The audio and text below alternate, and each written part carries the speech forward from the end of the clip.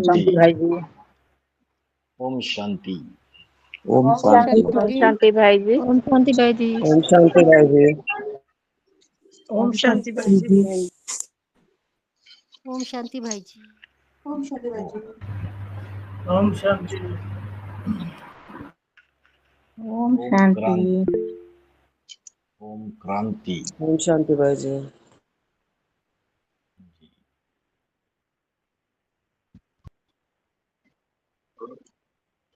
चलो दूसरे अध्याय का 51 से लेके 60 तक, आज हम दूसरे अध्याय का 51 से लेके 60 तक के श्लोक देखते हैं। बहुत, मेरी आवाज आ रही है क्लियर?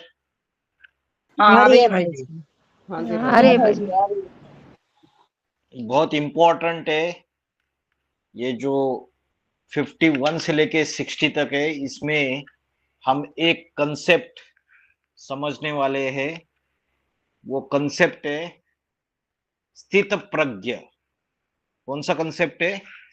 स्थित प्रज्ञ। जो स्थित प्रज्ञ है, प्रज्ञ का अर्थ पता है आप लोगों को? बुद्धि। प्रज्ञा का अर्थ है बुद्धि। प्रज्ञा माना बुद्धि। स्थित प्रज्ञ माना जिसकी बुद्धि स्थिर में। तो ये स्थित प्रज्ञ मनुष्य क्या होता है, उसके क्या लक्षण होते हैं, उसकी क्या एक्टिविटीज होती है, वो कैसे बोलता है, कैसे चलता है। अर्जुन को बहुत क्यूरियोसिटी थी, जिज्ञासा थी, और भगवान उसको जवाब देते हैं कि स्थित प्रज्ञ मनुष्य के लक्षण क्या क्या है।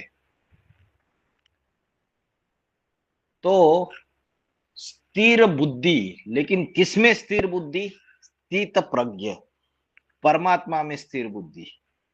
अभी भक्ति मार्ग वाले क्या समझते हैं कि कृष्ण के उपासक है तो बोलते कृष्ण भगवान में स्थिर बुद्धि। उनको ये बात पता ही नहीं है कि शिव निराकार साकार शंकर रूप में प्रवेश करके उसके द्वारा इस सारी दुनिया को राजयोग की शिक्षा देता है। तो स्थित प्रज्ञ तब कहा जाएगा जब मेरी आत्मा, मेरी बुद्धि उस साकार में जो निराकार है उसको याद करेगी। भक्ति मार्ग वालों को ये कंसेप्ट पता ही नहीं है कि साकार में निराकार को याद करना। या तो वो क्या करते हैं, निराकार को याद करते हैं। निराकार माना वॉइडनेस।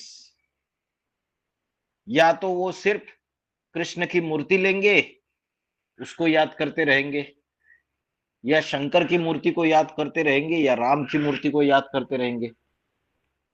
तो साकार में निराकार उसको याद करना और उसमें अपनी बुद्धि को स्थिरियम करना, अपनी आत्मा को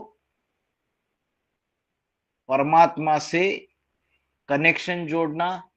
और वो कनेक्शन कैसे रहेगा, कितना समय का रहेगा? बाबा ने बोला है 8 घंटा अगर आत्मिक स्थिति बन जाती है तो संपन्न अवस्था को प्राप्त कर लेंगे। तो उसको स्थित प्रज्ञ बोलेंगे या नहीं बोलेंगे फिर? तो वो जो अवस्था है जिसको कर्मातीत अवस्था बोला है, उसको श्रीमद् भगवद गीता में बोला है स्थित प्रज्ञ। वो ऐसी अवस्था है कि एक रस अवस्था है, परमात्मा की याद में लवलीन अवस्था है। निरंतर उसमें बुद्धि लगी हुई रहे तो वो स्थित प्रज्ञ की जो कंसेप्ट है वो इन श्लोकों में हम देखेंगे। दूसरे अध्याय के 54 श्लोक से चालू होंगे। अभी पहले हम दूसरे अध्याय का 50वां श्लोक जो पीछे का है, उसमें क्या बात चल रही थी कि जो बुद्धि योग मेरे से जोड़ता है, एक परमात्मा से जोड़ता है, साकार में जो निराकार है। देखो हमारे लिए तो है ना, दोनों हाथ में लड्डू है। दुनिया में इतनी बड़ी पॉपुलेशन है, या तो उनको सिर्फ निराकार का पता है, और बाकी जितने भी बचे हुए या तो सिर्फ वो साकार मूर्तियों को याद करते हैं, और जो साकार को याद करते हैं वो भी जड़ मूर्तियों को, जिसमें जान नहीं है, जिसमें चैतन्यता नहीं है। और हमारे पास दोनों हाथों में लड्डू कैसे है? वो निराकार का भी परिचय है हमारे पास, और साकार का भी परिचय है चैतन्य स्वरूप में। फिर भी हम रोते रहते हैं सवेरे से लेकर रात तक, मेरा पुरुषार्थी नहीं हो रहा है। अरे वो माताएं कभी देखी आपने?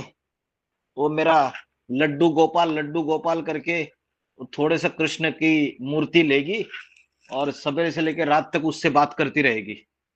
वो लड्डू गोपाल छोटा सा कृष्ण की मूर्ति रहती है, उसको नहलाएंगे, उसको पूरी तरीके से अलग अलग वस्त्र पहनाएंगे, रोज से रोज छोटी सी मूर्ति रहती है कृष्ण की।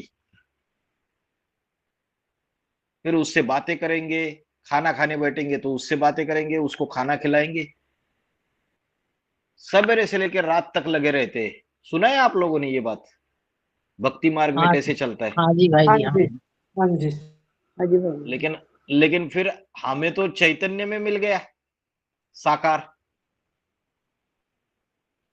हमें इतनी परेशानी क्यों हो रही है फिर? वो जो साकार है वो तो चैतन्य में मिला हुआ है, और निराकार का भी परिचय शिव निराकार ज्योति बिंदु उसमें प्रवेश करके उसके द्वारा ज्ञान दे रहा है। ये भी क्लियर है बुद्धि में। तो जब बुद्धि में सारी चीजें क्लियर है, तो ऐसा जो बुद्धि योग है हमारा, वो बुद्धि योग जब एक परमात्मा में स्थित हो जाता है, तो वो जो व्यक्ति है वो अच्छे और बुरे माने जाने वाले सारे कर्मों को छोड़ देता है, न्यूट्रल हो जाता है। वो उसको जरूरत नहीं कि ये अच्छा कर्म है तू कर, ये दान कर्म है ये कर तू। वो तो उससे ऊपर उठ गया, उससे परे चला गया है वो। तो कर्मों में कुशलता ही योग है। इसलिए अर्जुन को भगवान बोलते हैं योग में जुट जा।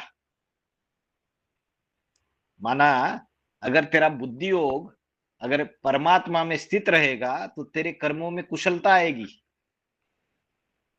जो भी कर्म करेंगे वो एक्सलेंट कर्म होंगे, उसमें परफेक्शन आएगी। तो बुद्धि योग एक परमात्मा में है, तो उसकी जो अवस्था है उसकी बात दूसरे अध्याय के 50वें श्लोक में चल रही थी।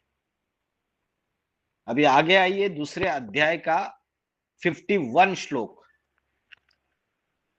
कर्मजम बुद्धि युक्ता ही फलम त्यक्त्वा मनीषिण जन्म बंध विनिर्मुक्ता पदम गच्छन्ति अनामयम। अभी देखिए क्या शब्द यूज किया, अनामयम। ये अनामयम ये ऐसी अवस्था है, अनामयम एक ऐसी अवस्था है जिसमें किसी भी प्रकार का कोई भी दुख भासेगा ही नहीं। समझ में आ रहा है? अनामयम ये ऐसी अवस्था है मन की कि कोई दुख जीवन में भासेगा ही नहीं, दुख से रहित, दुख से परे। तो ये अवस्था कैसे प्राप्त करेंगे? दुखों से परे। सवेरे से लेकर रात तक सालों सालों से ज्ञान में चल रहे, लेकिन टेंशन, ये दुख, ये प्रॉब्लम, ये समस्या, इसमें फंसे हुए हैं ना हम सारे। तो गलती कहां हो रही है? क्या बोला? कर्मजम बुद्धि युक्ता ही फलम त्यक्त्वा मनीषिण। मनीषीन मतलब क्या? मनीषीन जो ज्ञानी है। मनीषी, मनीषी का अर्थ होता है जो ज्ञानी व्यक्ति है।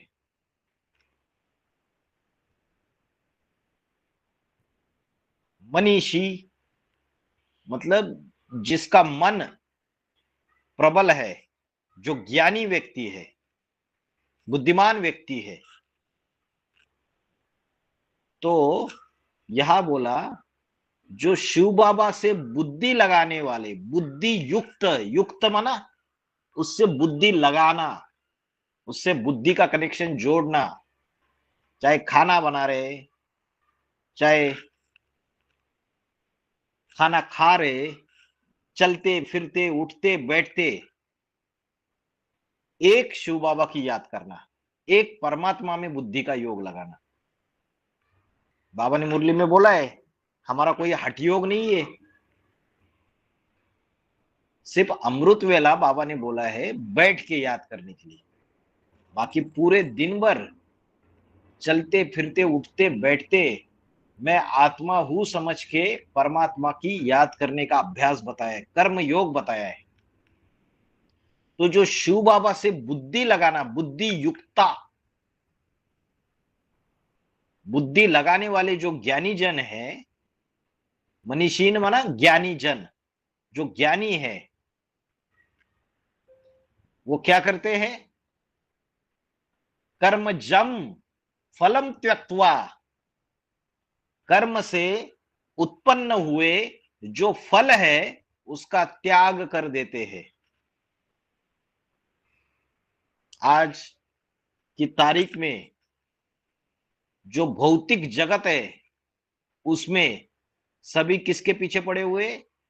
कर्म करो और कर्म के फलों के प्रति आसक्त रहो, ऐसा कर्म करेंगे तो ये फल मिलेगा। तो कर्म से उत्पन्न हुए फल को जो त्यागने वाला है,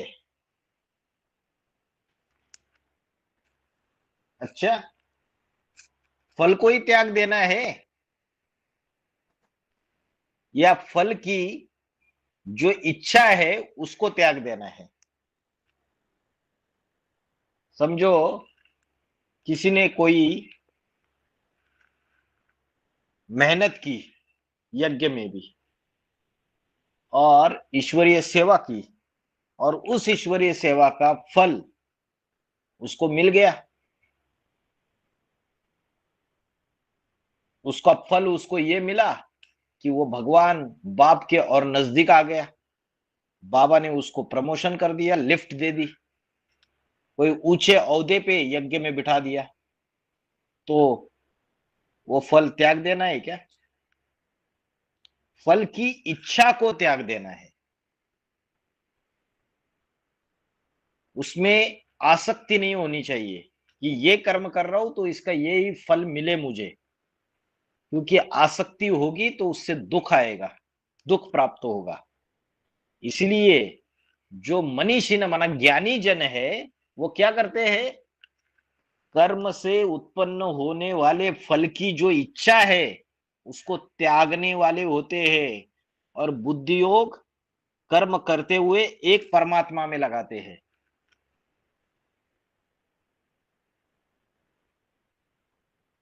दूसरी बात क्या बताई? जन्म बंध विनिर्मुक्ता,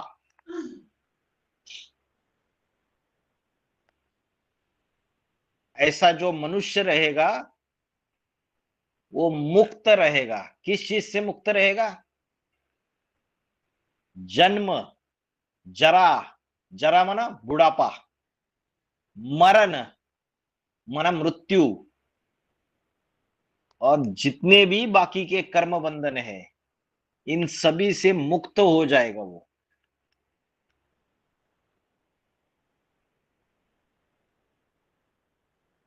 कैसे मुक्त हो जाएगा? वो ऐसे मुक्त हो जाएगा कि मन बुद्धि उसकी उन कर्मों से डिटैच जब अनुभव करेगी तो जैसे वो कर्म किया नहीं किया बराबर हो गया, तो कर्मों के बंधन में भी नहीं बंधेगा। और जो नारकीय दुनिया में जो जन्म लेने की बात है द्वापर युग से लेकर कलयुग तक, वो नारकीय दुनिया में उसकी आत्मा जन्म नहीं लेगी। इन सारे बंधनों से मुक्त होके वो स्वर्ग की अवस्था प्राप्त करेगी, संगम युगी स्वर्ग में जाएगी, सुखधाम में जाएगी और परम पद की प्राप्ति करेंगे। दुख रहित, पाप रहित परम पद की प्राप्ति करेंगे, अतीन्द्रिय सुख के अनुभव करेंगे, विष्णु पद प्राप्त करेंगे, नर से नारायण बनेंगे।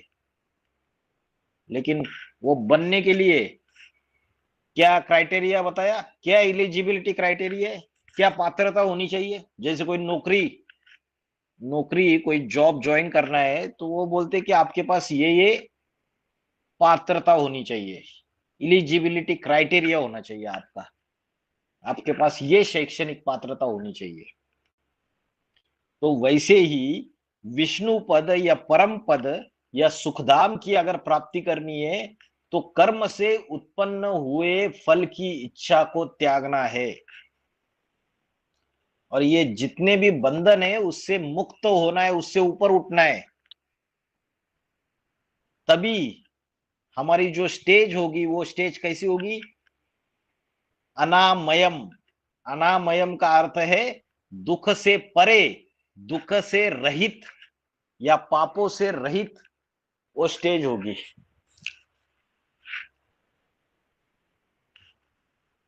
और हम परम पद विष्णु पद को प्राप्त हो जाएंगे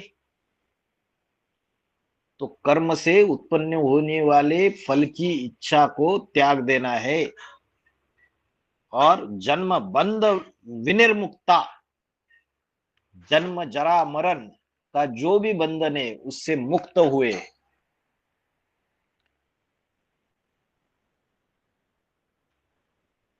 फिर नेक्स्ट श्लोक में आ जाइए।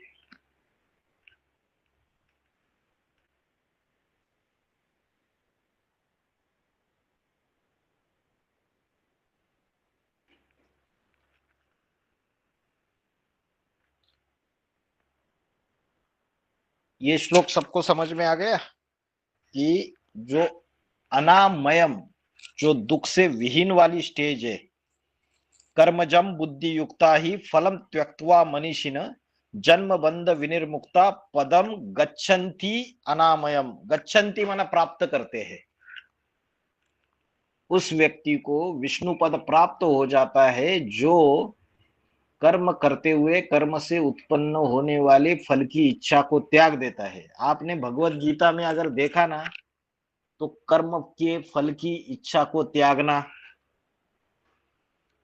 उसके बाद आसक्ति को त्यागना, जो अनेक अनेक इच्छाएं भौतिक जगत की, उन इच्छाओं को, कामनाओं को त्यागना, वीतराग भय क्रोधा, क्रोध का त्याग करना, भय का त्याग करना, राग मना आसक्ति आ गई, इन सभी चीजों का त्याग करना, यही बार बार समझाया जाता है। और अगर इन चीजों को हम फॉलो करें तो आत्मा के अंदर दैवी गुण आते जाएंगे, डिवाइन कॉन्शियसनेस आएगी, डिवाइन कॉन्शियसनेस, दैवी गुणों से आत्मा भरपूर हो जाएगी, संपन्न अवस्था प्राप्त कर लेगी, विष्णु पद प्राप्त कर लेगी।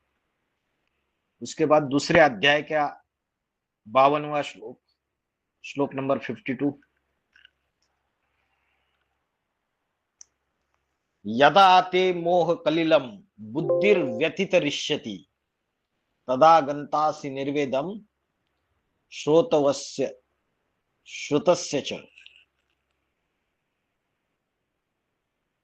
श्रोतव्यस्य श्रुतस्य, श्रोतव्यस्य का अर्थ है सुनी सुनाई, श्रोतव्यस्य श्रुतस्य, सुनी और सुनाई हुई। हम बहुत सारी सुनी सुनाई बातें सुनते हैं, रोज सुनते हैं, हमें उसकी गहराई पता नहीं रहती, हमें उसकी सच्चाई पता नहीं रहती है, हम उन बातों को मान भी लेते हैं। सारे नहीं मानते, जो कच्चे कान वाले होते हैं ना, जो कच्चे कान वाले होते वो तुरंत कोई भी बात सुनेंगे, उसका कोई प्रूफ प्रमाण भी नहीं रहेगा तो भी उसको मान लेंगे। बाबा ने मुरली में बोला है, बुद्धिमान बाप के बुद्धिमान बच्चे बिना प्रूफ प्रमाण के मानने के लिए तैयार नहीं होंगे। और जो प्रजा क्वालिटी होगी उनके कान कैसे होंगे? कच्चे कान होंगे। वो बुद्धि से फैसला नहीं कर पाएंगे क्या सही क्या गलत, सुनी सुनाई बातों के प्रभाव में आ जाएंगे और उससे अपनी दुर्गति भी कर लेंगे। तो अर्जुन को बताया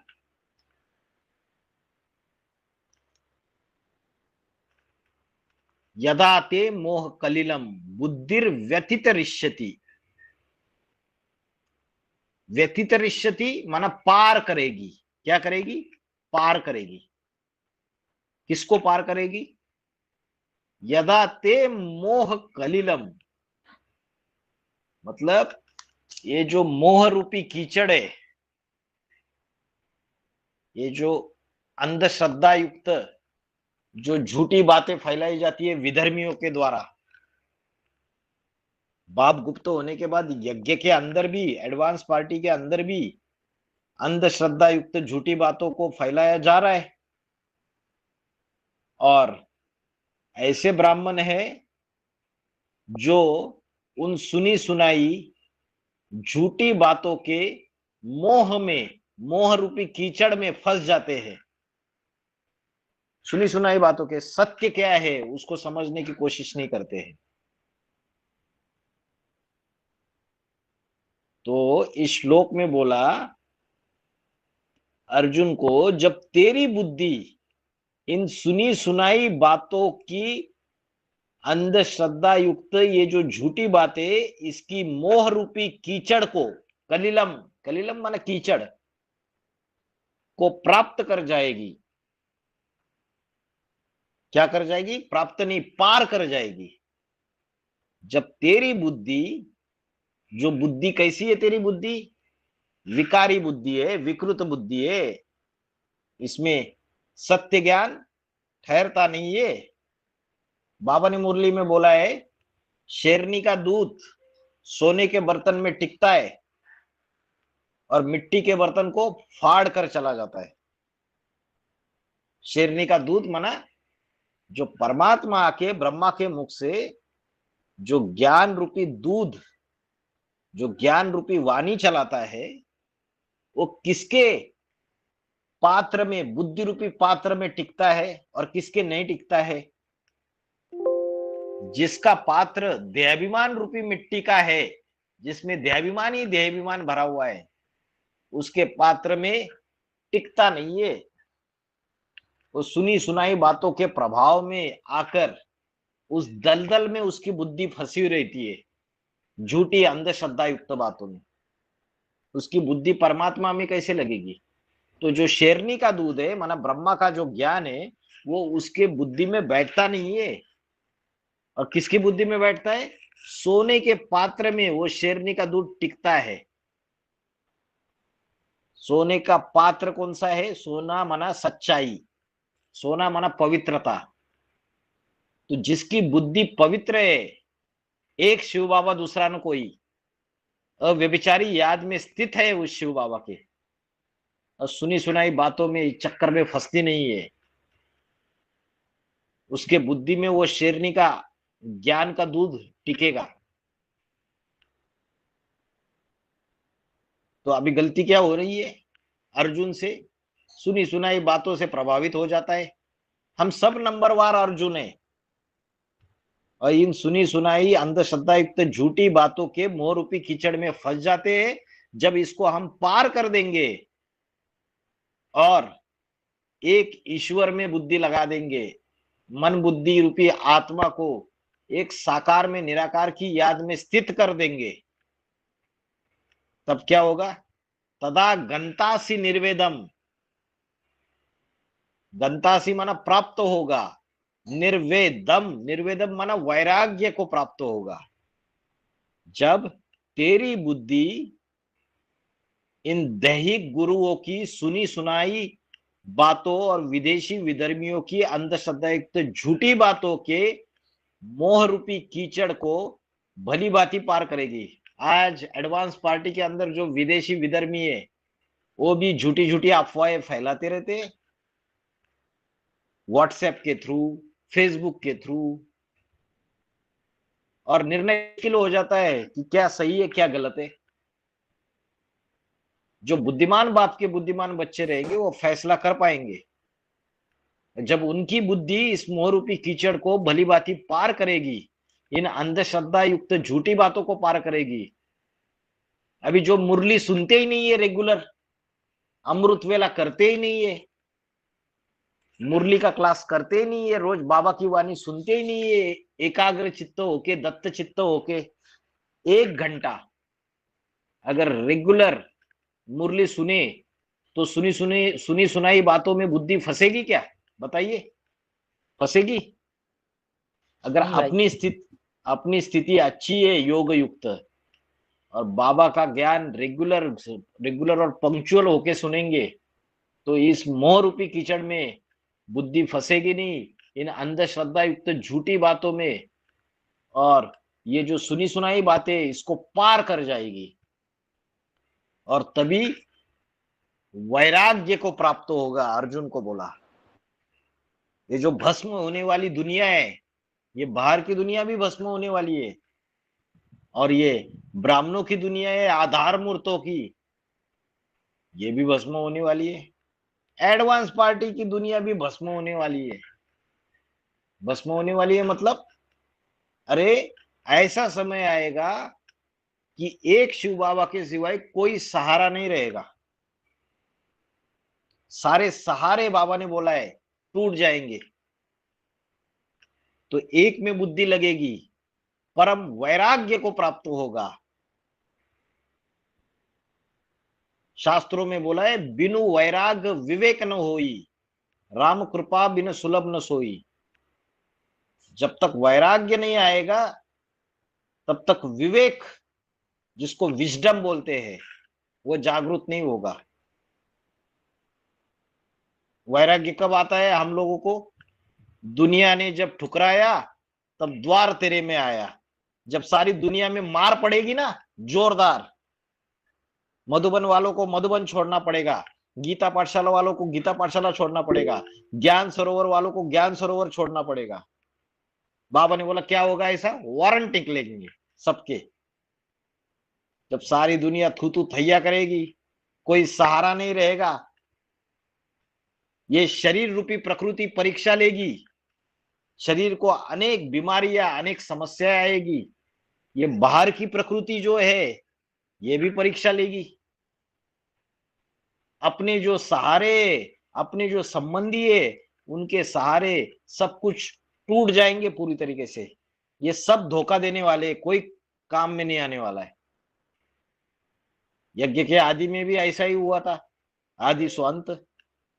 तो जब इन सारी सुनी सुनाई और विदेशी विधर्मियों की अंधश्रद्धा युक्त झूठी बातों के मोह रूपी कीचड़ को जब तेरी बुद्धि, अर्जुन को बोला है, भली भांति पार करेगी, तब तुझे इस भस्म होने वाली दुनिया से वैराग्य आएगा। परीक्षाएं कहां से आएगी? ब्राह्मण परिवार से ही परीक्षाएं आएगी। तो जो पावरफुल आत्माएं रहेगी, जो आत्मिक स्थिति का पुरुषार्थ करने वाली होगी, जिनकी बुद्धि एक शिव बाबा में लगी हुई है, उनको फर्क पड़ने वाला है ब्राह्मण परिवार से कितनी भी परीक्षाएं आएगी? उनको फर्क पड़ेगा? नहीं, वो वैराग्य को प्राप्त हो जाएंगे। ये बाहर की दुनिया की, भस्म होने वाली दुनिया की लोकलाज की परवाह करनी नहीं है, और ये अंदर की जो ब्राह्मणों की दुनिया है इसकी भी लोकलाज की परवाह नहीं करनी है। अगर लोकलाज की परवाह करेंगे तो फिर उच्च पद पा नहीं पाएंगे। आज बाबा ने मुरली का एक पॉइंट था, बाबा ने बोला कि आगे चल के ये साबित हो जाएगा कि इनको उच्च पद क्यों मिला और हमको नीच पद क्यों मिला। क्या बताए? कैसे साबित होगा बताइए, कौन बताएगा? एक मुरली का पॉइंट है, आगे चल के ये बात साबित हो जाएगी, नाक नीची हो जाएगी कि इनको ऊंच पद मिला और हमको नीच पद क्यों मिला। कैसे साबित होगा, कौन माता बताएगी। मुरली का पॉइंट उसमें अपलोड किया यूट्यूब चैनल में। अरे जिन्होंने ये सामर्थ्य, ये निर्भयता और ये निडरता दिखाई होगी पुरुषार्थी जीवन में कि जो उचक्का है उसको उचक्का कहने में उन्होंने कोई भी, जो उचक्का है उसको उचक्का कहा होगा, जो गलत है उसको गलत कहा होगा। जिन्होंने ये निडरता दिखाई होगी उनको उच्च पद मिलेगा, बोला बाबा ने। और जो चुपचाप बैठ गए, गलत चल रहा है तो चलने दो। तो इस श्लोक में बोला यदा ते मोह कलिलम बुद्धिर व्यतितरिष्यति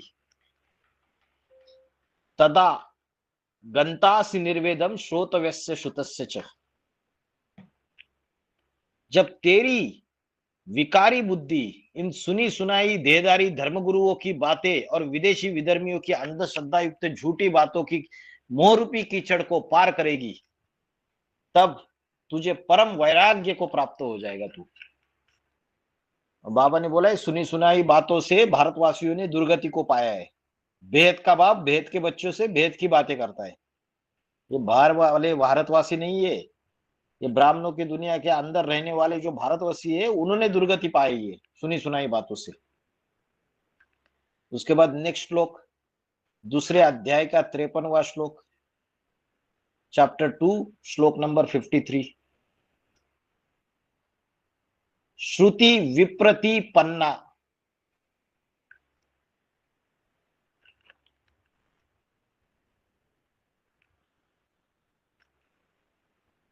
श्रुति विप्रतिपन्ना ते यदा स्थास्यति निश्चला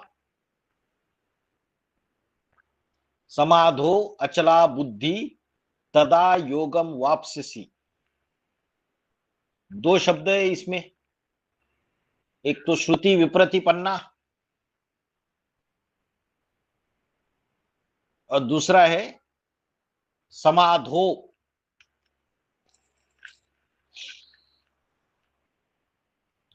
अभी श्रुति विप्रतिपन्ना क्या है, ये दूसरे अध्याय का 52वां श्लोक और 53 श्लोक, ये दोनों में थोड़ी बहुत समानता है। जैसे वेद है, 4 वेद, यजुर्वेद, अथर्ववेद, सामवेद, ऋग्वेद, इसमें अनेक अनेक श्रुतियां है।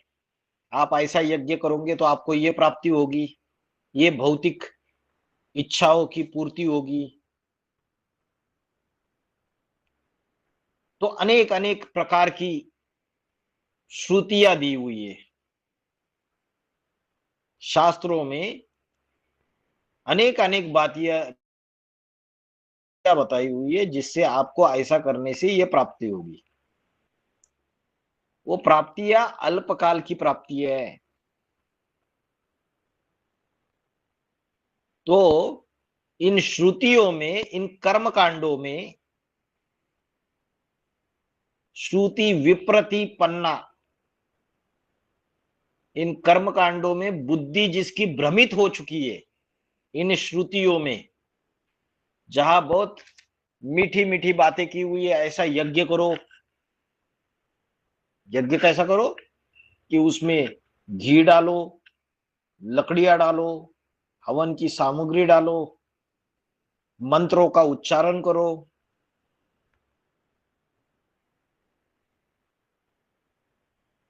तो ये जो अनेक अनेक प्रकार की विधियां, कर्मकांड,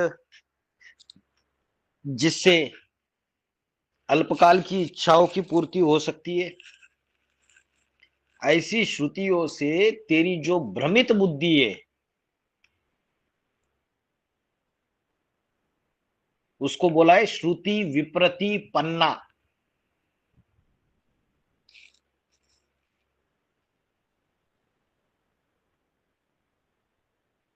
ते यदा स्थास्यति निश्चला, निश्चला मन स्थिर होगी, निश्चला मन स्थिर, निश्चल, निश्चल नेत्र, जिसके नेत्र स्थिर है। योगी की निशानी बाबा ने क्या बोली? योगी की निशानी, कोई योगी है उसकी निशानी क्या बताई? बताओ कैसे साबित होगा वो योगी है या नहीं है? उसके नेत्र स्थिर हो जाते हैं। हाँ, उसके नेत्र निश्चल हो जाएंगे। जो आत्मिक स्थिति जिसकी अच्छी होगी, ब्राह्मण परिवार के अंदर भी, उसकी पलके जो है वो नीचे नहीं गिरेगी, झपकेगी नहीं पलके, नेत्र निश्चल हो जाएंगे। आंखें खुली है और नेत्र निश्चल है। जिसकी बुद्धि ज्यादा अस्थिर रहेगी, मन ज्यादा भागने वाला होगा, देखना उसका बार बार ऐसे पलके नीचे गिरती है, आंखें ऐसे नीचे, किसी के सामने नजर मिला के देख भी नहीं पाती है वो आत्माएं। क्यों नहीं देख पाती है? क्योंकि आत्मा पतन में है। जब आत्मा पतन में होगी, विषय विकारों में लिप्त होगी, आत्मा दुर्गति में होगी, तब हम किसी से आंख मिलाकर देख भी नहीं सकते। बाबा ने बोला है जो सूर्यवंशी बच्चे हैं उनको ऐसा नहीं कि नजर झुका के बात करनी है, और सामने एंटी सेक्स है, समझो फीमेल चोला है और कोई मेल है, उसको बात करनी है ईश्वरीय सेवा में, तो नजर झुका के बात करेगा क्या? अगर आत्मिक स्थिति अच्छी है, योगी है, तो नजर मिला के बात करे, भ्रुकुटी के बीच में ही देखे। जिसकी बुद्धि पतन में है वो नजर मिला नहीं पाएगा, आत्मा का ध्यान नहीं कर पाएगा। वो उसकी आंखों में, भ्रुकुटी के बीच में आत्मा को देख नहीं पाएगा। उसकी दृष्टि कहाँ जाएगी? उसकी दृष्टि देह के ऊपर जाएगी। तो योगी, जो योगी है, उसके लक्षण क्या बताए? एक तो उसका योग अच्छा है, आत्मिक स्थिति अच्छी है, उसके नेत्र निश्चल होंगे। और दूसरा बताओ कोई?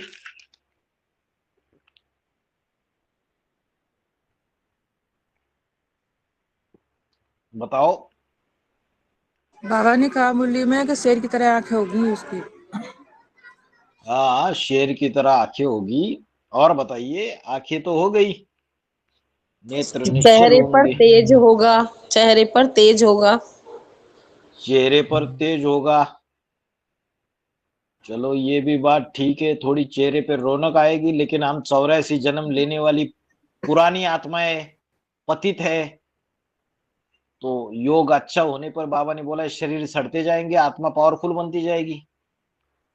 हो सकता है कि आत्मिक स्थिति अच्छी है, लेकिन कभी कभी दुनिया में भी देखिए आपको, ऐसे ऐसे व्यक्ति, ऐसे ऐसी लेडीज, ऐसे ऐसे जेंट्स ऐसे ऐसे दिखेंगे कि बहुत तेज रहता है उनके चेहरे के ऊपर, लेकिन उनको ना अध्यात्म में कोई इंटरेस्ट रहता है, ना कोई योग में इंटरेस्ट रहता है, ना परमात्मा के ऊपर उनका निश्चय रहता है। जो आत्माएं बाद में उतरी है इस सृष्टि रूपी रंगमंच पे, उनके अंदर जो पुरानी आत्माएं, उनसे ज्यादा प्यूरिटी होने की वजह से उनके शरीर जो है, कांति जो है उसके ऊपर तेज रहता है। लेकिन जब उनके कनेक्शन में आते हैं तो क्या पता चलता है? अरे ये तो विष का प्याला है। क्या है? विष का प्याला। बाहर से देखने वाला सुहावना रूप है, लेकिन अंदर पूरा जहर भरा हुआ है, पूरी तरीके से विषय विकारों का जहर।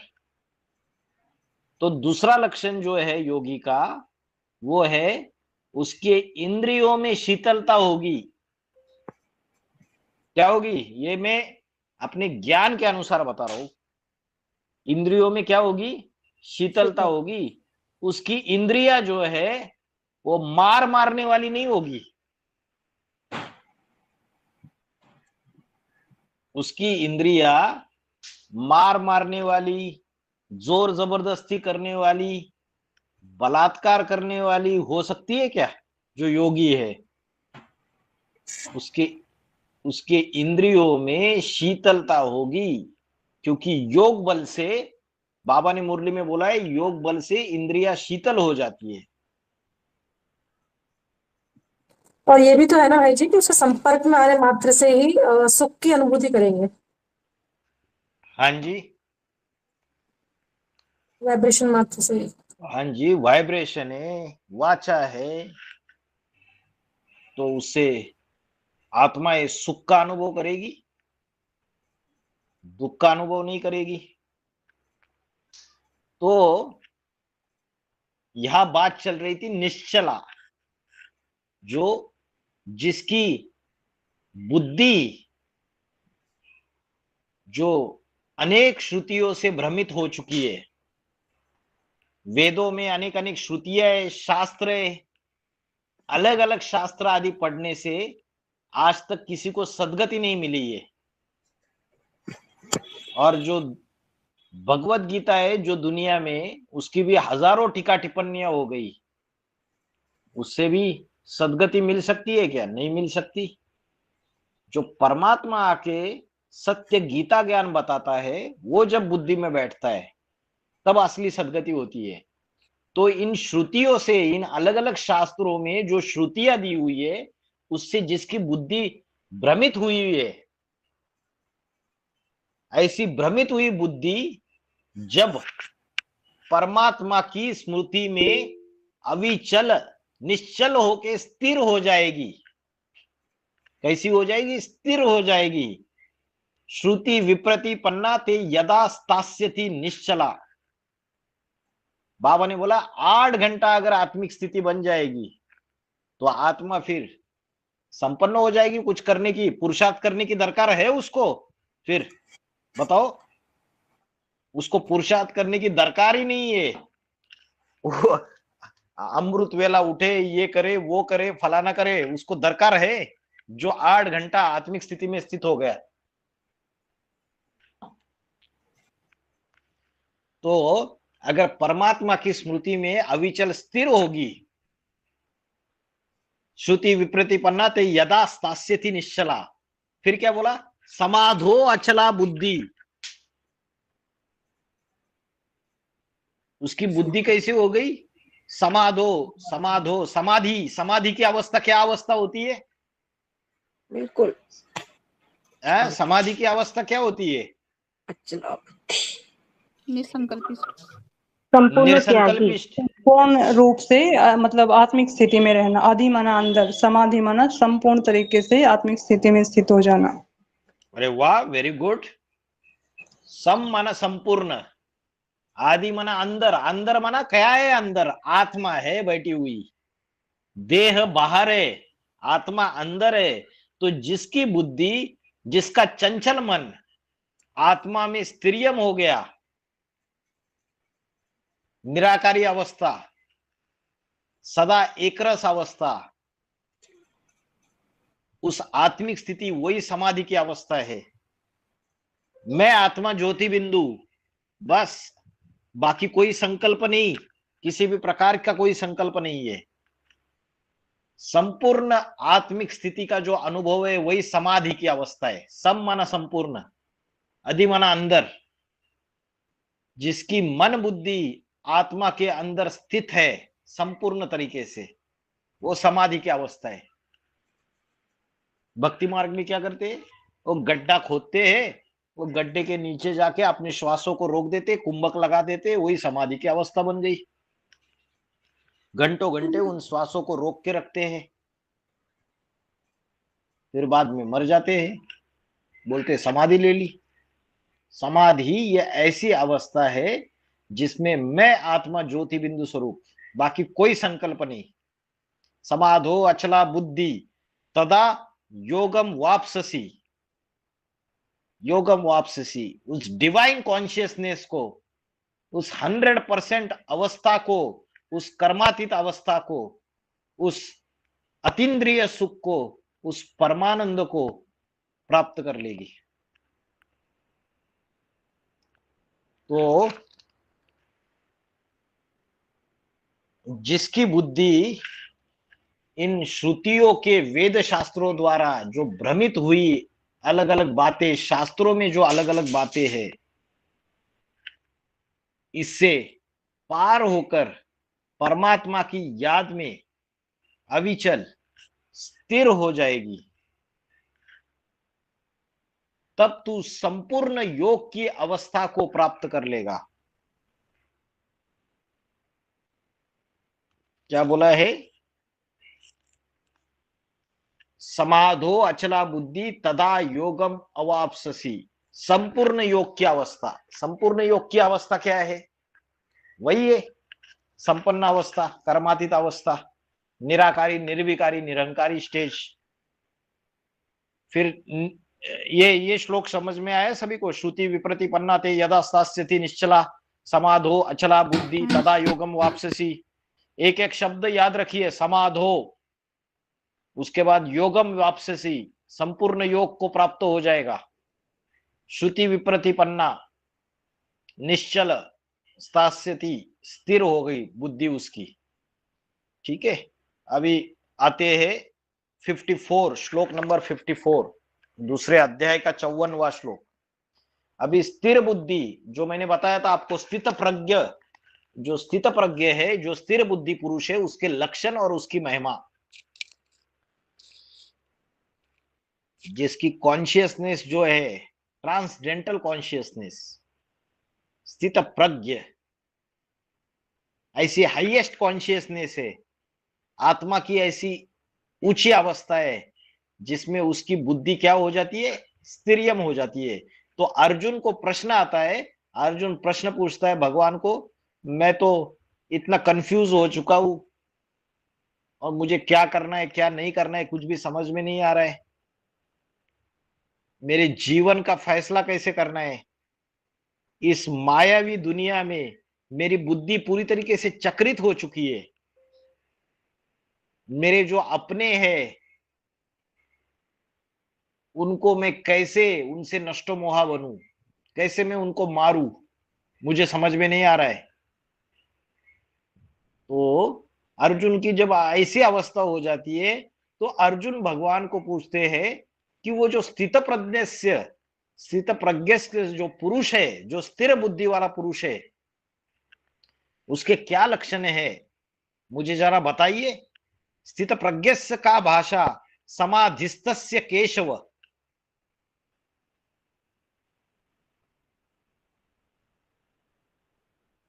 उसकी क्या परिभाषा है? जो स्थित प्रज्ञ है, स्थिर बुद्धि वाला है, और क्या बोला? समाधिस्थस्य। समाधिस्थस्य माना जिसकी बुद्धि संपूर्ण तरीके से आत्मा में, मैं आत्मा ज्योति बिंदु स्वरूप, इसमें स्थित है। तो अर्जुन ने बोला कि ऐसा जो पुरुष है स्थिर बुद्धि वाला, जिसकी मन बुद्धि संपूर्ण तरीके से ज्योति बिंदु आत्मा में स्थित है, ऐसे पुरुष की क्या परिभाषा है? केशव, केशव शब्द क और ईश, ये दो अक्षरों से, दो शब्दों का संधि करने से बनता है। ईश माना ईश्वर, और किसका ईश्वर? क माना ब्रह्मा। जो ब्रह्मा है वो कौन है? वो बैल है, बैल बुद्धि। इसके लिए शंकर की सवारी बैल के ऊपर दिखाई है। ये कृष्ण बच्चा जो है ये बेबी बुद्धि है, बेसमझ है, ज्ञान की गहराई को समझ नहीं पाता है। तो ऐसा बेसमझ रूपी जो ब्रह्मा बैल है, उसका ईश्वर माना उसका भी स्वामी, उसको भी नाथने वाला, उसको भी कंट्रोल में रखने वाला, वो बैल कौन सा है? ब्रह्मा रूपी बैल, वो मन है, मन, चंचल मन है, उसको कंट्रोल में लेने वाला। तो नेपाल में यादगार है उसकी पशुपतिनाथ। तो बोला कि ये मन रूपी बैल रूपी ब्रह्मा को कंट्रोल करने वाले ईश्वर, मुझे बताइए, तो ब्रह्मा को भी कंट्रोल करने वाला ईश्वर कौन होगा? कृष्ण होगा या शिव शंकर भोलेनाथ है? शिव शंकर भोलेनाथ। शिव शंकर भोलेनाथ है, जो शंकर की सवारी बैल के ऊपर दिखा दी, लेकिन भक्तों ने केशव का अर्थ समझा कृष्ण को, गलती कर दी। तो क्या बोला? स्थित प्रज्ञस्य का भाषा, स्थित प्रज्ञ की जो स्थिर बुद्धि वाला है, उसकी जो पूरी तरीके से मैं आत्मा ज्योति बिंदु स्वरूप इसमें स्थित हो जाता है, उसकी क्या परिभाषा है? बताओ, उसकी व्याख्या क्या है? कैसे समझे हम उसको? स्थितधि किम प्रभाषेत, किमासीत व्रजेत किम। किम माना क्या, कैसे? वो स्थिर बुद्धि कैसे बोलता है? किम प्रभाषेत, प्रभाषेत माना कैसे बोलता है वो। किमासीत कैसे बैठता है, व्रजेत किम और कैसे चलता है। उसका आहार विहार, उसका रहन सहन, उसका चाल चलन, कैसे बैठता है, कैसे चलता है, हैं? हमें बताइए, उसकी जानकारी हमें दीजिए। अर्जुन को बहुत जिज्ञासा हो गई, क्यूरियोसिटी हो गई, और अर्जुन अपनी कंफ्यूज इस जीवन में क्या करना चाहिए नहीं करना चाहिए, कंफ्यूज अवस्था में, और भगवान को पूछता है बताइए मुझे। तो भगवान ने उसको स्थित प्रज्ञ स्थिर बुद्धि पुरुष के लक्षण बताना शुरुआत कर दिया। पहला है दूसरे अध्याय का 55वां श्लोक।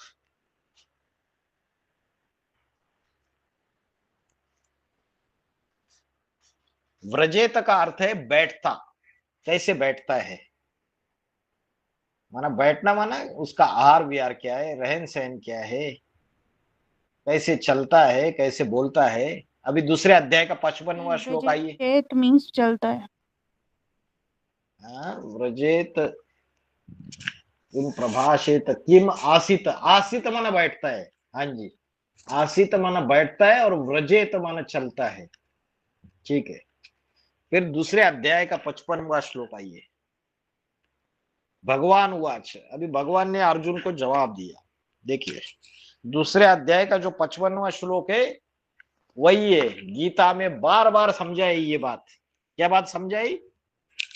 डिजायरलेस माना इच्छा मात्रम अविद्या। देवताएं कैसे होते हैं? देवताएं होते इच्छा मात्रम अविद्या, माना किसी भी लौकिक कामनाओं से, इच्छाओं से परे।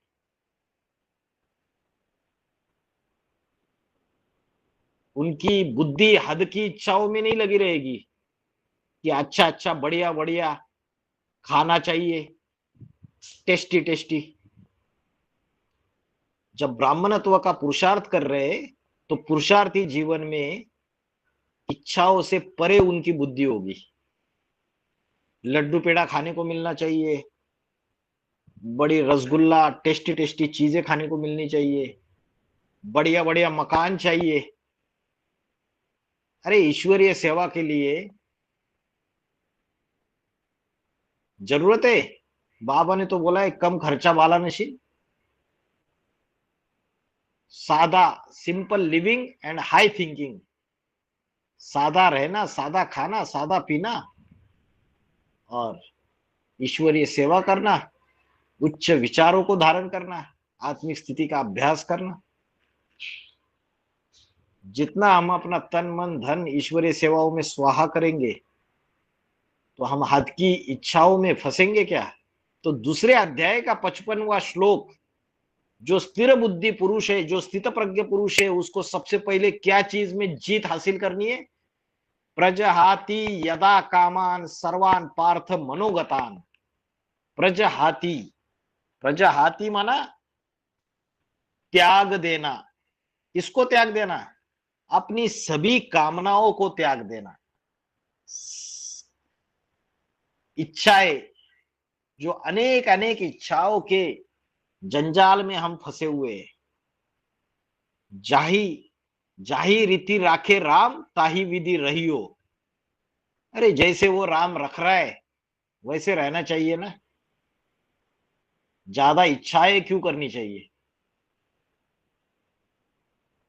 जहां बिठाए, जहां खिलाए, जैसे चलाए, वो जैसे रख रहा है उसमें संतुष्ट होना चाहिए। तो क्या बोला, प्रजहाति, त्याग देना। किसको त्याग देना, कामान सर्वान पार्थ मनोगतान। ये मनसा के संकल्पों में जो अनेक अनेक कामनाएं, अनेक अनेक इच्छाएं जो प्रकट हो रही है, मनसा के संकल्पों में चल रही है, उन इच्छाओं को त्याग देना चाहिए। जो पुरुष इन कामनाओं से परे है, इन इच्छाओं से परे है, उनको त्याग देता है। और दूसरा क्या, आत्मन्नेव आत्मना तुष्ट, माना अपने आप से ही, अपनी ज्योति बिंदु आत्मा में जो हमेशा संतुष्ट रहता है, वह पुरुष स्थिर बुद्धि वाला, स्थित प्रत्यक्ष से दोचते। वो स्थित प्रज्ञ, स्थिर बुद्धि वाला कहा जाता है। दो लक्षण बताए।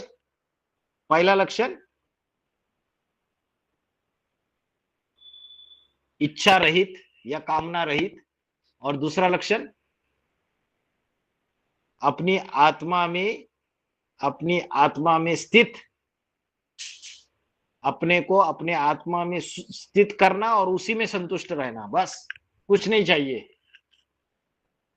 अरे हाँ, हम वहां गए थे मधुबन में, वहां बहन जी ने मेरे को खाने के लिए पूछा ही नहीं, तो असंतुष्टता आ गई ना।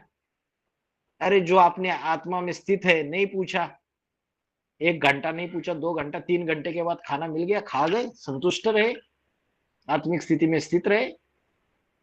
अरे वो बहन जी ने मेरे से बात ही नहीं की, मैं गई, मेरे से बात ही नहीं की, मैं गया, मेरे साथ ऐसा व्यवहार किया। तो जो अपने आत्मा, ज्योति बिंदु आत्मा में स्थित है, वो ऐसी छोटी छोटी बेतुकी बातें उसमें बुद्धि को फंसाएगा, उसमें मन को भरमाएगा नहीं, राई का पहाड़ बनाएगा, छोटी बात का बतंगड़ बनाएगा वो व्यक्ति नहीं बनाएगा। वो तो अपनी आत्मा में संतुष्ट रहता है, ये छोटी छोटी बातों की परवाह नहीं है उसको। तो दो लक्षण बताए, दो कैरेक्टरिस्टिक बताए। एक तो सबसे पहला कैरेक्टरिस्टिक ये बताया, जो अपनी सारी कामनाओं को त्याग देता है, इच्छाओं को त्याग देता है, और दूसरा अपनी आत्मिक स्थिति में ही संतुष्ट रहता है, वह पुरुष स्थिर बुद्धि वाला कहा जाता है। स्थित प्रज्ञस्य दोचते। तो कितनी भी समस्याएं जीवन में, दुखों के पहाड़ गिर जाए पूरी तरीके से, सारे अपने धोखा दे दे, सारी दुनिया दुश्मन बन जाए, हमें क्या करना चाहिए, सब तज हरि भज, आत्मिक स्थिति में स्थित हो जाओ, उसी में संतुष्ट रहो। किसने मेरे को क्या किया, किसने मेरे साथ गलत किया, किसने मुझे दुख दिया, कोई भी याद ना आए। किसने मुझे धोखा दिया, कोई भी याद ना आए। बस एक ही बुद्धि में आए कि मैं आत्मा स्टार हूं, उसमें स्थित होके कर्म करते रहो, और अपनी अनेक इच्छाओं को जो मन के संकल्पों में उठने वाली, उनका त्याग कर दो। ये दोनों लक्षण अगर करेंगे तो वो स्थिर बुद्धि पुरुष कहा जाता है। फिर दूसरे अध्याय का 56वां श्लोक, 55वां श्लोक रट लेना, बहुत बढ़िया श्लोक है। प्रजहाति यदा कामान सर्वान पार्थ मनोगतान, आत्मन्नेव आत्मना तुष्ट स्थित प्रज्ञस्य दोचते। उसके बाद 2 का 56 भी अच्छा है। दुखेशु अनुद्विग्न मनः सुखेषु विगत स्पृहा वीतराग भय क्रोधा स्थितधि मुनि उच्यते। अभी देखो बैलेंस देखो, ये जो स्थित प्रज्ञ से स्थिर बुद्धि वाला ये परफेक्ट पुरुष है, ये परफेक्ट पर्सनैलिटी है। ये कैसी पर्सनैलिटी है? परफेक्ट पर्सनैलिटी है, ऑलराउंडर पाठधारी है इस सृष्टि का, बाप और बाप समान आत्मा है। तो उनके लिए स्थिर बुद्धि बनने के लिए क्या क्या लक्षण बताए? दुखेषु अनुद्विग्न मनाः। कैसी भी सिचुएशन हो, कैसा भी बड़ा संकट हो, विपत्ति हो, कितना भी बड़ा दुख हो, ऐसा स्थिर बुद्धि वाला मनुष्य उस सिचुएशन में, उस परिस्थिति में, उस दुख की स्थिति में, उस संकट की स्थिति में उसका मन उद्वेगित नहीं होता है, बेचैन नहीं होता है, उद्वेगित नहीं होता है। दुखेषु अनुद्विग्न मनः और सुखेषु विगत स्पृहा। वो सुखों में जो सुख है, जो लौकिक सुख है, उसमें भी कैसा है? विगत स्पृहा, माना उसमें भी अनासक्त रहने वाला है, इच्छा रहित है। जिसको बहुत सुख मिल जाते हैं ना, उसकी इच्छाएं भी ढेर सारी बढ़ जाती है। तो सुखों में भी इच्छा रहित, विगत स्पृहा, अनासक्त।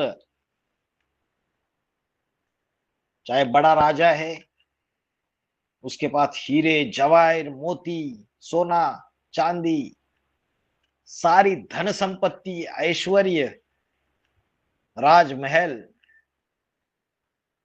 लाख हजारों दास दासिया, मंत्री,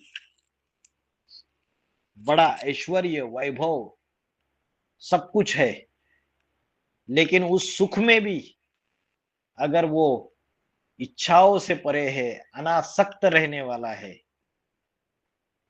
तो ऐसा पुरुष जो राग वीत राग भय क्रोधा, राग, राग माना राग भी एक प्रकार की आसक्ति है, राग से आसक्ति रहित अनासक्त, भय,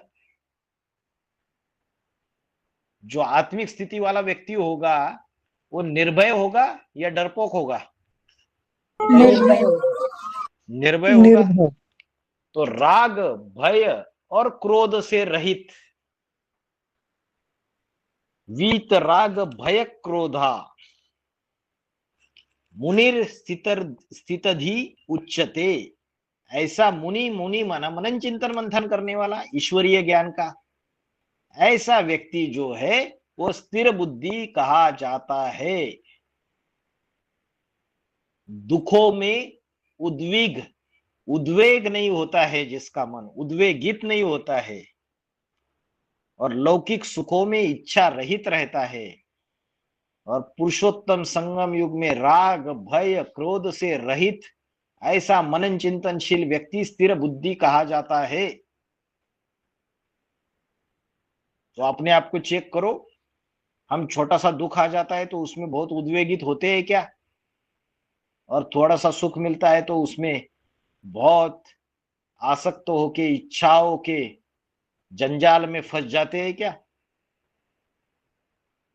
और भय राग क्रोध को पालते रहते हैं क्या अपने अंदर? तो जो स्थिर बुद्धि मनुष्य है, उसके लिए दूसरे अध्याय का 56वां जो श्लोक है, वो कैसी स्टेबिलिटी होनी चाहिए? Situational stability. ये दूसरे अध्याय का 56वां श्लोक, सिचुएशनल स्टेबिलिटी, माना कैसी भी परिस्थिति में बुद्धि को स्थिरियम रखना है। चाहे बहुत दुख मिले तो भी बुद्धि स्थिरियम, बहुत सुख मिले तो भी बुद्धि स्थिरियम, अनेक इच्छाओं के रहित रहना चाहिए, और राग भय और क्रोध से रहित।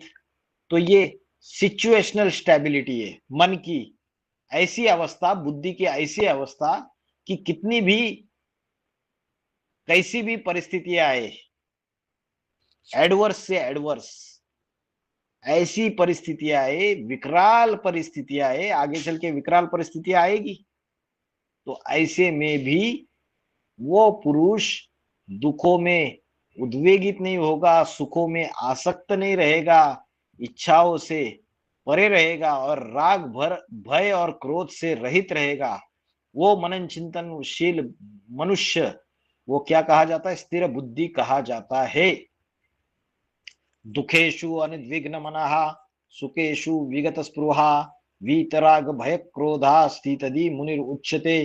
तो इसमें 3 लक्षण बताए। पहला लक्षण क्या है? कि दुख में वो उद्वेगित नहीं होगा। दूसरा लक्षण है सुख में अनासक्त रहेगा और इच्छाओं से परे रहेगा। और तीसरा, राग भय और क्रोध, इन तीनों से रहित रहेगा। ये तीनों चीजें नहीं होगी, वो स्थिर बुद्धि मनुष्य कहा गया है। समझ में आया सभी को? अभी आगे बढ़ते हैं दूसरे अध्याय का 57वां श्लोक, चैप्टर 2, श्लोक नंबर 57। यो सर्वत्र अनभिस्नेह तत्प्राय शुभाशुभम न अभिनंदति न द्वेष्टि तस्य प्रज्ञा प्रतिष्ठिता।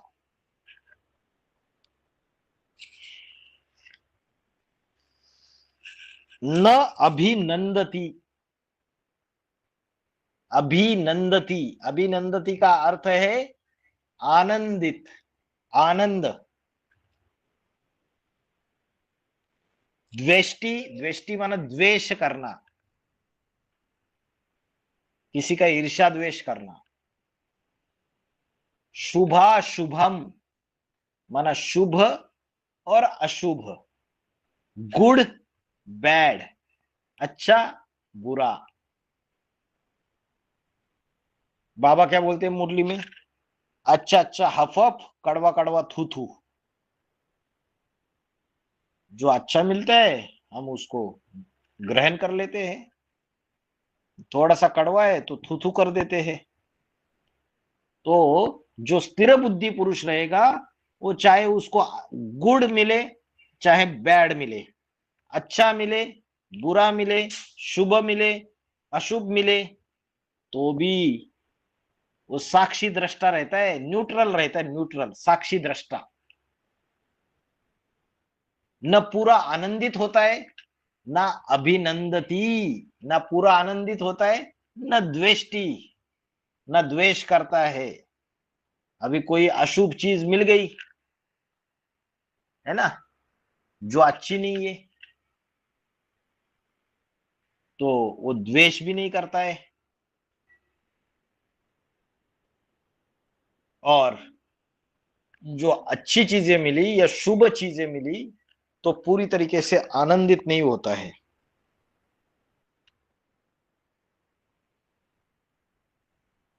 मतलब शुभ और अशुभ, इन दोनों में उसकी अवस्था समान रहती है। न पूरा आनंदित न अभिनंदती, अभिनंदती माना आनंदित नहीं होता है, न द्वेष्टि न द्वेष करता है दुखी होकर। और क्या बोला? अनभिस्नेह, अनभिस्नेह माना, अरे इसका अर्थ है जो स्नेह से रहित, माना फिर से वही अर्थ है कि ये जो सांसारिक पदार्थ है, शरीर है, शरीर के संबंधी है, इनसे अनासक्त हो जाता है, वो उनसे स्नेह नहीं रखता है, स्नेह से रहित। एक परमात्मा छोड़ के बाकी सभी से स्नेह हटा देता है, अनासक्त हो जाता है। लेकिन ब्राह्मण परिवार में क्या होता है? आपस में ही एक दूसरे में लटक पड़ते हैं। क्या होता है? आपस में एक दूसरे में लटक पड़ते हैं।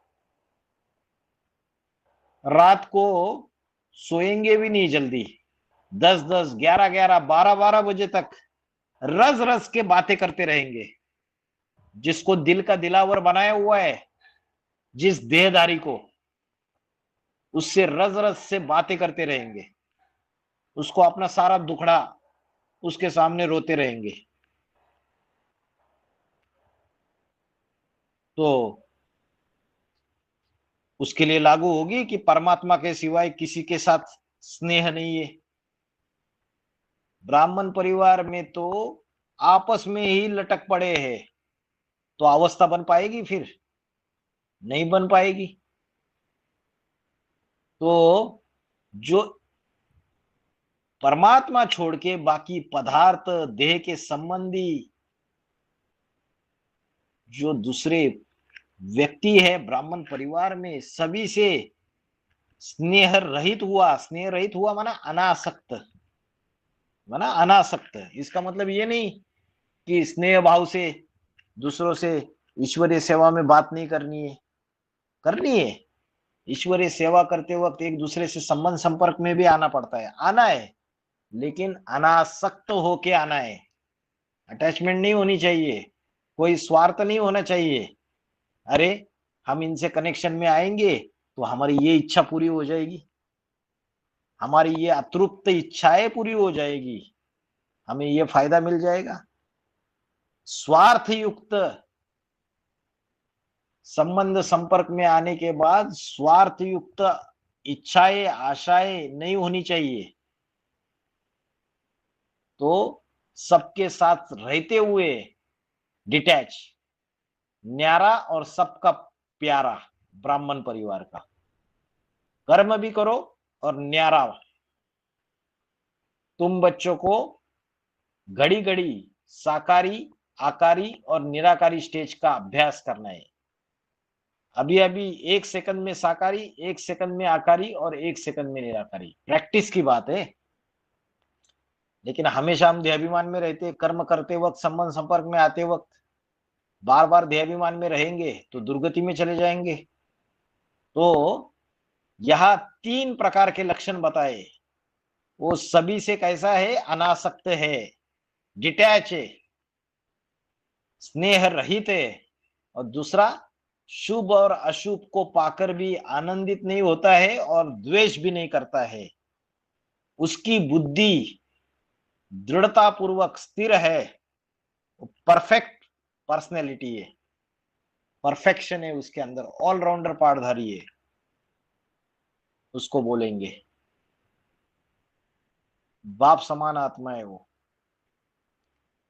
जो सब ओर से पूरा स्नेह रहित हुआ, सांसारिक शुभ या अशुभ को पाकर न पूरा आनंदित होता है न द्वेष करता है। उसकी बुद्धि दृढ़ता पूर्वक आत्मा में स्थिर है। यो सर्वत्र अनभिस्नेह तत्तत् तत्प्राय तत्प्राप्य शुभाशुभम न अभिनंदति न द्वेष्टि तस्य प्रज्ञा प्रतिष्ठिता। समझ में आया? इसके बाद 2 का 58 में जाओ। अध्याय 2 श्लोक नंबर 58। यदा संवरते चायम कूर्म अंगानि सर्वशा इंद्रियाणि इंद्रियार्थेभ्य तस्य प्रज्ञा प्रतिष्ठिता। इंद्रियाणि इंद्रियार्थेभ्य,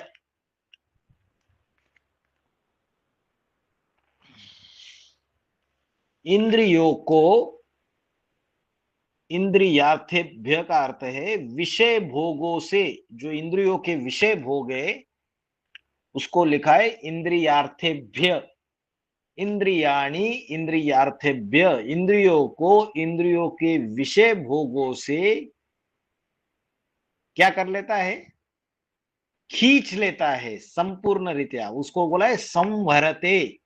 संहरते माना जो क्या करता है? इंद्रियों को इंद्रियों के विषय भोगों से संपूर्ण तरीके से खींच लेता है। इंद्रियों के विषय भोग कौन से हैं बताइए?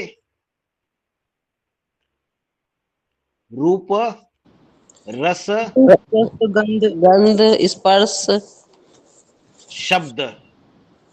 रूप, रस, गंध, स्पर्श, शब्द, ये 5 इंद्रियों के विषय भोग है।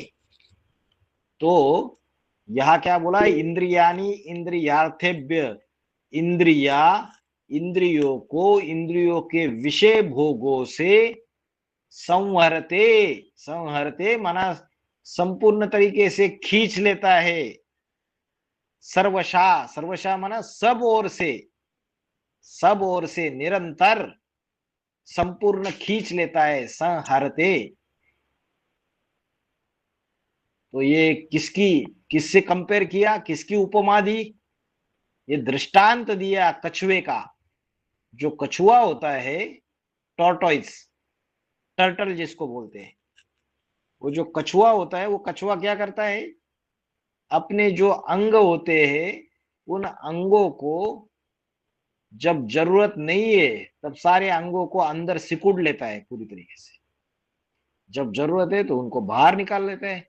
वैसे ही जो योगी पुरुष है वो क्या करता है, मन के संकल्प और 10 इंद्रिया, उन इंद्रियों के जो विषय भोग है उनको सब ओर से संपूर्ण तरीके से खींच लेता है, जैसे कछुआ अपने अंगों को खींच लेता है, कंट्रोल में रखता है 10 इंद्रियों और मन के संकल्पों को। तब उस योगी की बुद्धि दृढ़ता में आत्मस्थिर होती है। अभी बताइए कौन कौन अभ्यास करता है अपनी इंद्रियों को संयम में रखने का, अपने मन को कंट्रोल करने का? तो कछुआ बनना पड़ेगा। अभी डिसाइड करो, अपने को कछुआ बनना है।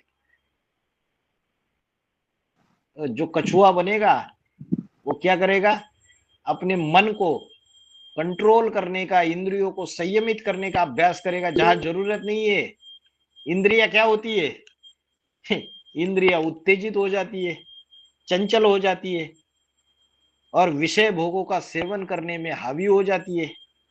उन चंचल इंद्रियों को, इन उत्तेजित इंद्रियों को हमें कंट्रोल में रखना चाहिए। इंद्रिया चंचल होती है तो मन भी उसके पीछे भागता है, मन भी चंचल होता है। तो कछुए का मिसाल दे दिया कि जैसे कछुआ अपने सारे इंद्रियों को, अपने सारे अंगों को अंदर खींच लेता है, वैसे जो योगी पुरुष है, वो योगी पुरुष अपने मन के संकल्प सहित जो 10 इंद्रिय है उनको पूरी तरीके से, संपूर्ण तरीके से, निरंतर रूप से कंट्रोल में रखता है, खींच लेता है।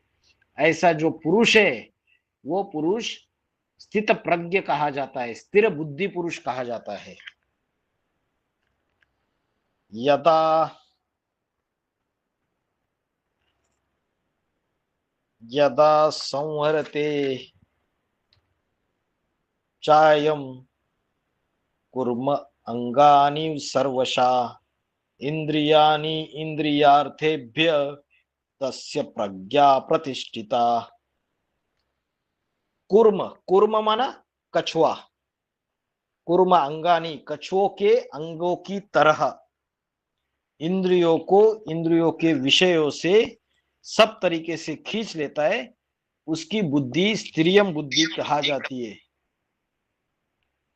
उसके बाद नेक्स्ट श्लोक है दूसरे अध्याय का 59वां श्लोक। दूसरे अध्याय का 59वां श्लोक देखिए सब लोग किताब में। विषया विनिवर्तन्ते निराहरस्य देहिना रसो वर्जम रसोप्यस्य परम दृष्ट्वा निवर्तते। क्या बोला? विनिवर्तन्ते, विनिवर्तन्ते माना हट जाते हैं। क्या होते हैं? हट जाते हैं। विषया विनिवर्तन्ते निराहरस्य देहिना,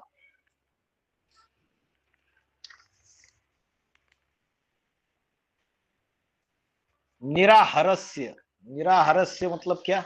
एक होता है आहार, आहार लेने वाला, और एक होता है निराहरस्य, जिसने आहार लेना छोड़ दिया। निराहार बोलते हैं ना, हम निराहार है। पिछले 2 दिनों से, जैसे रोजा मुसलमान लोग रोजा रखते हैं तो कई दिन तक वो निराहार रहते हैं, तो वैसे ही यहां क्या बोला? निराहारस्य इसका अर्थ है जो विषय भोगों का त्याग करता है पुरुष।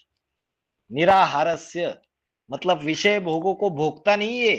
रूप रस गंध स्पर्श शब्द, इन विषय भोगों का त्याग करने वाला जो पुरुष है, निराहारस्य देहिना, देही, देही माना पुरुष, विषया विनिवर्तन्ते, तो उसके जो विषय भोग है ये तो हट जाते हैं।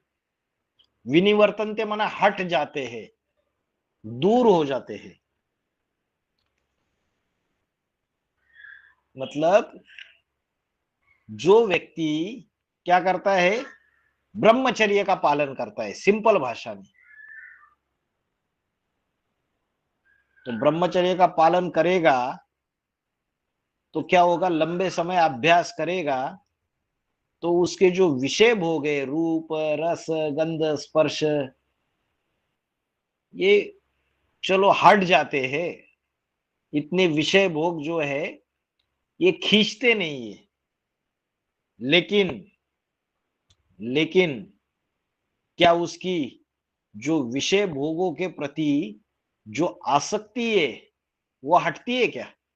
समझो किसी ने ब्रह्मचर्य धारण कर लिया, उसके अंदर सालों साल का पुरुषार्थ करके पवित्रता भी आ गई, 10 साल ज्ञान में चलते चलते पवित्रता का पुरुषार्थ कर लिया, लेकिन जो मन है वो मन उन विषय विकारों के प्रति आसक्त रहती है। इंद्रियों को तो कंट्रोल में कर लिया आपने, चलो इंद्रिया कुछ भी अपवित्र कार्य नहीं कर रही है, लेकिन मन उन विषय विकारों की जो आसक्ति है वो छूट पाती है क्या? बताइए।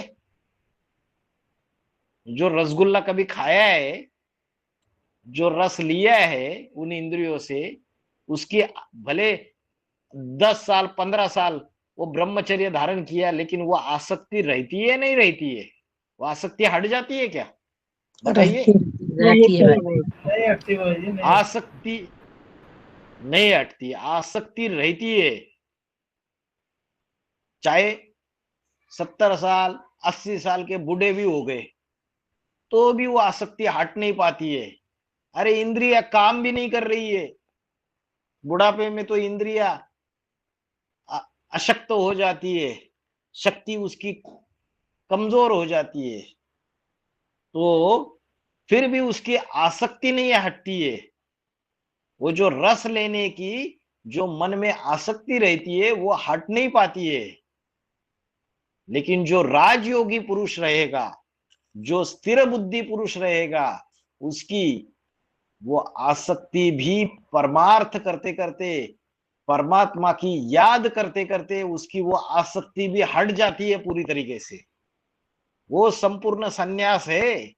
बाहर की दुनिया में जो सन्यासी है वो इंद्रियों को तो क्या कर रहे हैं, बाहर की दुनिया के सन्यासी और ब्राह्मणों की दुनिया के सन्यासी दोनों, वो इंद्रियों को तो क्या कर रहे हैं, संयमित कर रहे, कंट्रोल कर रहे जोर जबरदस्ती, लेकिन मन बुद्धि में जो विषय विकारों के प्रति जो आसक्ति है वो आसक्ति को छोड़ नहीं पा रहे।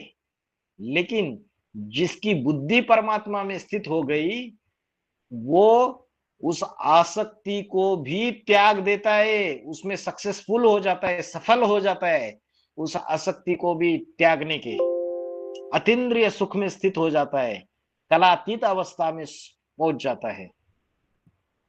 तो क्या बोला, रसवर्जम रसोपस्य परम दृष्ट्वा निवर्तते।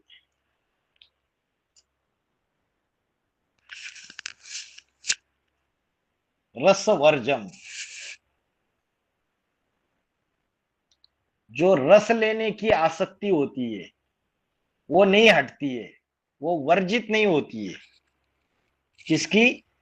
जो पुरुष अपने विषय विकारों को कंट्रोल में कर लेता है, अपनी इंद्रियों को कंट्रोल में कर लेता है, लेकिन उसकी रसवर्जम, रस लेने की, इंद्रियों का रस लेने की जो आसक्ति है वो हट नहीं पाती है।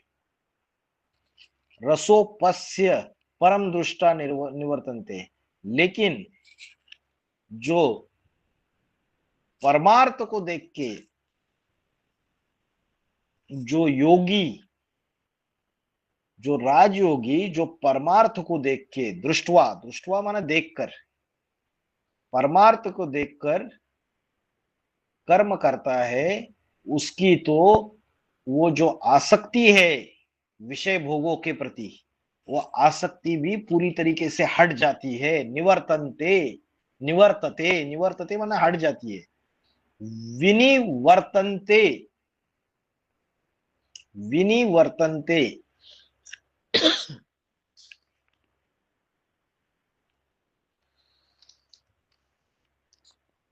वी माना विशेष,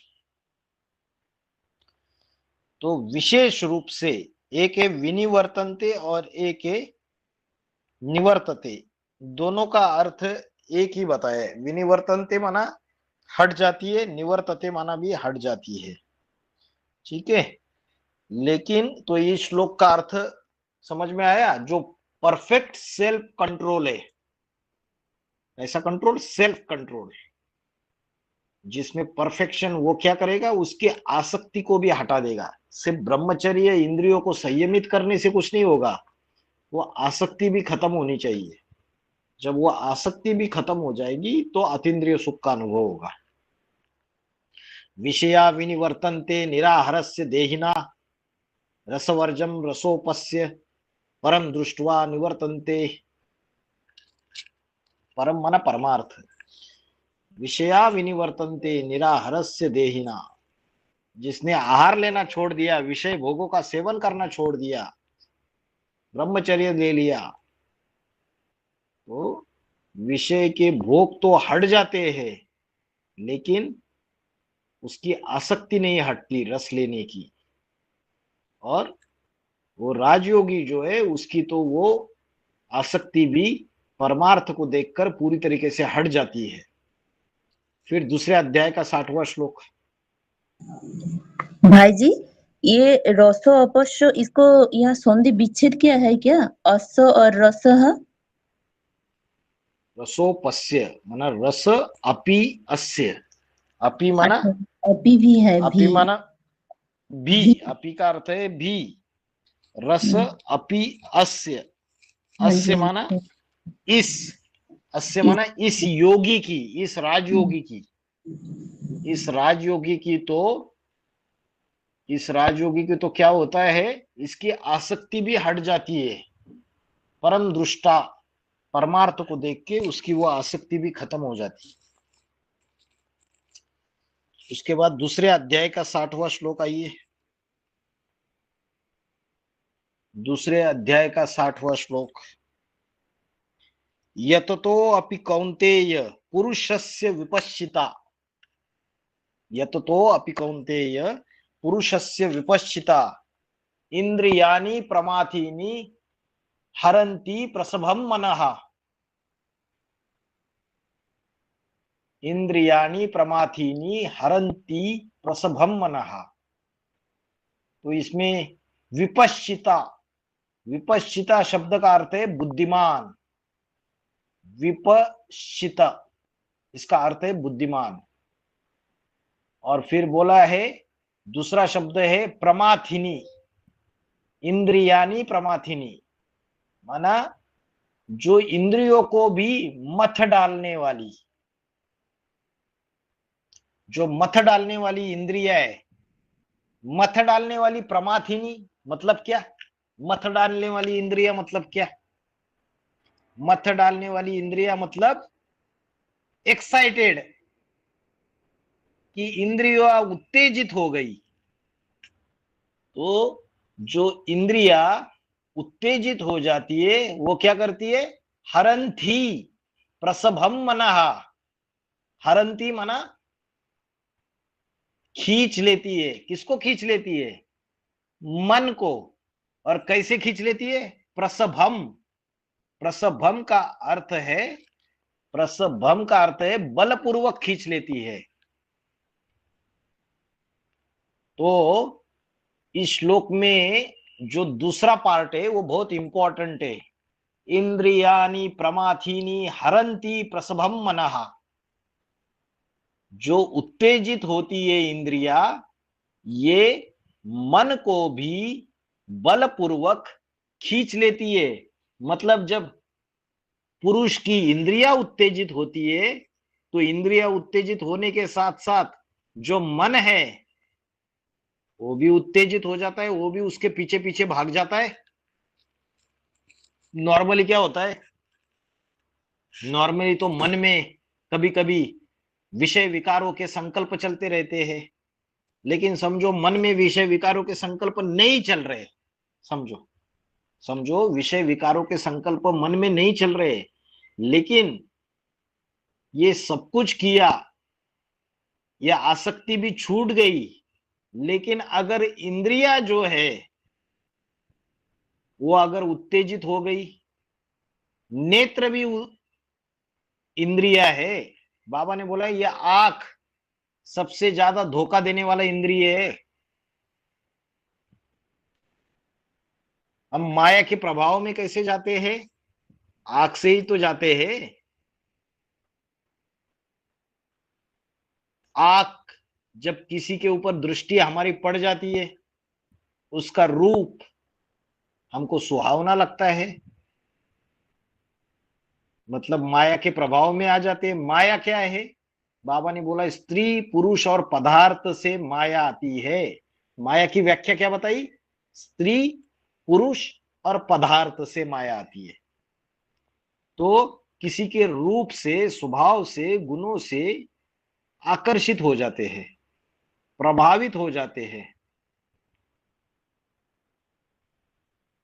तो आंखें जो इंद्रिय है, ये चंचल हुई या नहीं हुई, ये इंद्रिया चंचल होती है, फिर उसके पीछे मन जाता है। उस समय पहले मन नहीं जाता है, पहले इंद्रिया जाती है, फिर उसके पीछे मन जाता है। मतलब मन की आसक्ति हट भी चुकी है समझो, उसके बावजूद अगर इंद्रिया उत्तेजित हो रही है तो मन फिर उसके पीछे भाग जाता है। वो मन को भी बलपूर्वक ये चंचल इंद्रिया, ये उत्तेजित इंद्रिया ये खींच लेती है। तो जो बुद्धिमान पुरुष, जो ज्ञानी पुरुष है, अच्छे से ज्ञान में चलने वाला महारथी है, बड़ा पाठधारी है, लेकिन अगर इंद्रिया उत्तेजित हो गई तो उस इंद्रियों के पीछे पीछे उसका जो मन है, जो कितना भी स्त्रियम हो, उस मन को भी वो इंद्रिया बलपूर्वक खींच लेती है। तो बोला प्रयत्न करते हुए जो बुद्धिमान पुरुष है, जो पारखी है, ये माया है, ये माया नहीं है, उसको समझ में आता है, वाइब्रेशन से समझ में आता है। लेकिन फिर भी अगर इंद्रिया उत्तेजित हो गई तो वो इंद्रिया उसके मन को भी, उस बुद्धिमान, उस ज्ञानी, उस महारथी पुरुष को भी, उसके मन को भी बलपूर्वक खींच लेती है। बताइए, जो बड़े बड़े महारथी है वो जब तक संपन्न ना बने तब तक उनको भी ये बात लागू होगी या नहीं होगी, होगी। तो ये आपके 60 दूसरे अध्याय का 51 से लेके दूसरे अध्याय के 60वें श्लोक तक हो गया। उसमें दूसरे अध्याय का 54 से लेके 55 से लेके ये बाकी के सारे जो श्लोक है, ये स्थित प्रज्ञ पुरुष के लक्षण क्या क्या होने चाहिए, ये लक्षण आपने को बताए कि कैसे उसका कछुए की तरह कंट्रोल होना चाहिए। इंद्रियों जैसे सिकुड़ लेता है वैसे मन सहित, मन के संकल्पों सहित 10 इंद्रियों को कैसे, उसको इंद्रियों को इंद्रियों के विषयों से कैसे खींचना चाहिए, कंट्रोल में रखना चाहिए। उसके बाद दुख में उद्वेगित नहीं होना चाहिए, सुख में आसक्त और इच्छाओं में नहीं फंसना चाहिए, राग भय क्रोध से परे होना चाहिए, सर्व कामनाओं के, सर्व इच्छाओं से परे होना चाहिए, इच्छा रहित, कामना रहित। और क्या बोला, अपनी आत्मा में ही संतुष्ट रहना चाहिए। और फिर क्या बोला, अनभिस्नेहा, स्नेह रहित हुआ, देह देह के संबंधी पदार्थ ब्राह्मण परिवार सबसे अनासक्त, शुभाशुभम, शुभ और अशुभ में समान अवस्था जिसकी हो। तो उसके बाद ये भी बताइए कि अर्जुन को कि तेरी बुद्धि सुनी सुनाई बातों से जब उपराम हो जाएगी तब तू परम वैराग्य को प्राप्त करेगा, और अनेक श्रुतियों में तेरी बुद्धि जो भ्रमित है वो परमात्मा की याद में जब निश्चल हो जाएगी तब तू स्थित प्रज्ञ मनुष्य के ये लक्षण बताए अलग अलग। समझ में आया सभी को? हाँ जी।